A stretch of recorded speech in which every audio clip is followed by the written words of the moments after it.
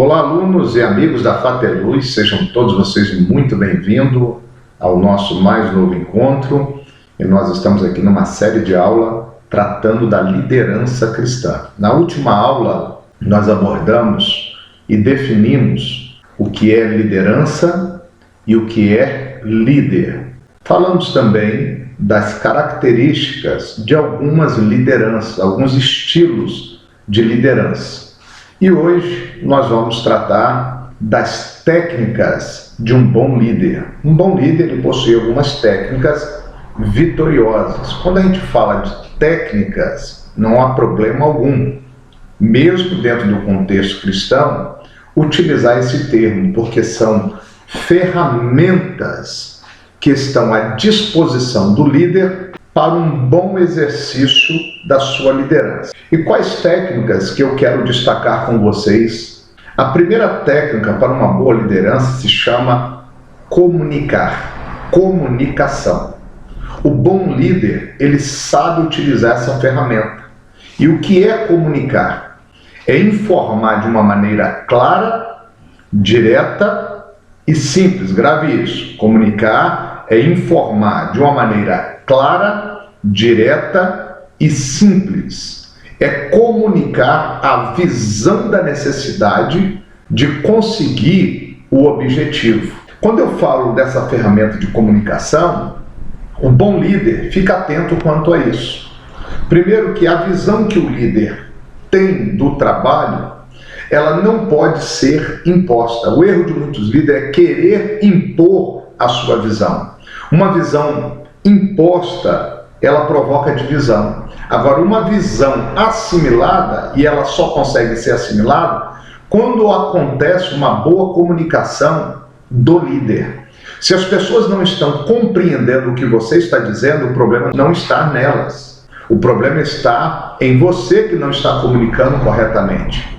O poder do entendimento da mensagem está no comunicador. Então é por isso que uma boa comunicação acontece quando ela é clara, direta e simples. A segunda ferramenta poderosa do líder, além da comunicação, é o delegar. E por que que isso é uma ferramenta poderosa? Por que que delegar é importante para uma boa liderança?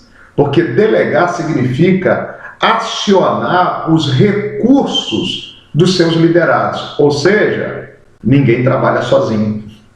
O líder que trabalha sozinho, ele termina sozinho. Quando eu digo acionar os recursos dos liderados, eu estou falando de você saber aproveitar os dons que os liderados têm, os talentos que eles têm, as aptidões que eles possuem na direção do objetivo do bem coletivo.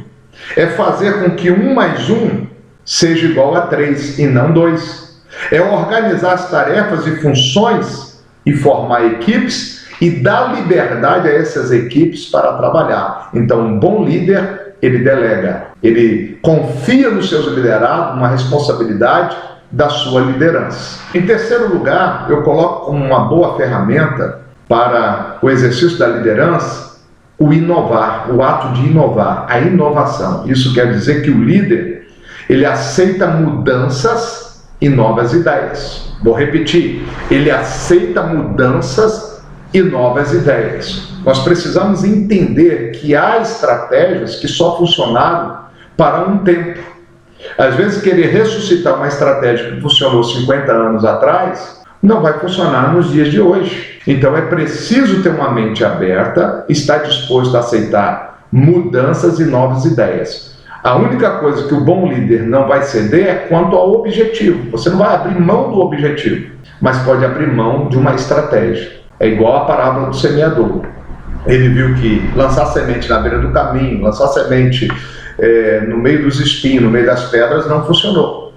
Então ele foi revendo as estratégias dele. Não confunda persistência com insistência. Persistência é a capacidade do perseverante de não desistir do propósito. Insistência não é uma virtude. Insistir em algo, às vezes, te leva ao fracasso. Então é importante aprender a aceitar as mudanças e as novas ideias, trazendo a inovação, e o líder cristão não vai abrir mão do objetivo, não vai ceder quanto à doutrina bíblica, mas pode abrir mão de algumas estratégias que precisam ser renovadas. Uma quarta ferramenta poderosa do bom líder é a capacidade que ele tem de motivar. O bom líder é um bom motivador. Ele incentiva as novas lideranças. Vou repetir. Ele incentiva as novas lideranças. Como? Elogiando. Elogiando. Tem líder que não tem capacidade de elogiar o outro.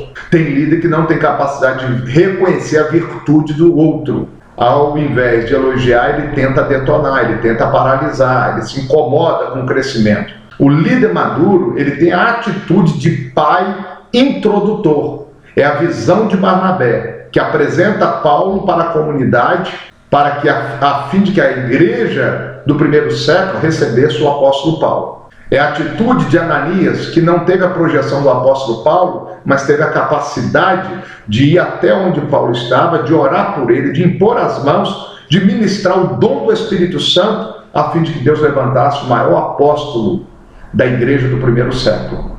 Então, o bom líder, ele incentiva as novas lideranças, ele elogia, ele estimula a participação dos liderados nos processos que levam ao objetivo. E a melhor maneira dele incentivar é quando ele se torna exemplo da conduta que ele está motivando as pessoas a buscar. Então, a motivação é uma ferramenta poderosa para o bom líder. Uma outra ferramenta a se destacar se chama planejamento. Planejar. E o que é o planejamento? É uma visão de longo prazo, quando você vai definir as prioridades de cada tempo. Nesse planejamento, você também vai investir no treinamento das lideranças. O erro das igrejas é colocar as pessoas para fazerem as coisas sem antes treiná-las e prepará-las. Nesse planejamento haverá o compromisso de adotar metodologias que são compatíveis com os objetivos. Às vezes você quer adotar uma metodologia que não tem nada a ver com o seu grupo. Às vezes você quer adotar uma metodologia que não tem nada a ver com o objetivo principal da comunidade que você faz parte. Então a metodologia, ela precisa ser compatível com o propósito principal do grupo que está sob a sua responsabilidade. Todas essas ferramentas que eu estou abordando com vocês, nós temos, ela é visível no maior exemplo de liderança. E quando eu falo no maior exemplo de liderança, é claro que eu estou me referindo a Jesus Cristo, o maior líder de todos os tempos. Por exemplo, Jesus como líder, ele tinha um objetivo. Qual era o objetivo de Jesus? Salvar os homens do pecado. Ele sempre dizia: eu vim para buscar e salvar o que está perdido. Então o objetivo do ministério de Cristo, da sua liderança, salvar os homens do pecado, do mal e da morte. Ao definir o seu objetivo, ele utilizou a ferramenta da comunicação. Jesus comunicou a sua mensagem de amor e de nova vida numa linguagem do povo daquela época. Ele utilizou as parábolas, ele pregou em aramaico, que era uma língua corrente da Palestina. Por fim, Jesus também delegou na missão de espalhar a mensagem de salvação a todo o mundo. Ele inovou, ele rompeu com as arcaicas tradições religiosas da época, ele ensinou ao ar livre, ele concedeu perdão à prostituta, a cobradores de impostos e curou no sábado.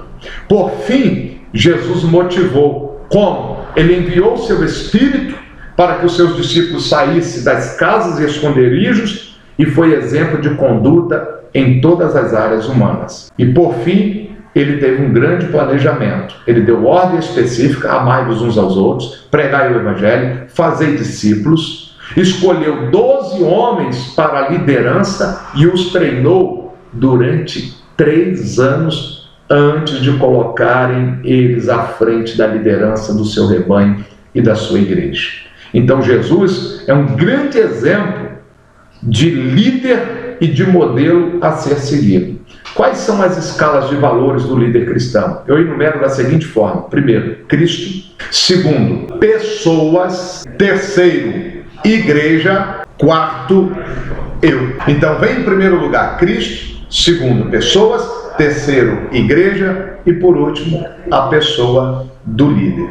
O objetivo do líder cristão é servir a Cristo e o seu reino como embaixador.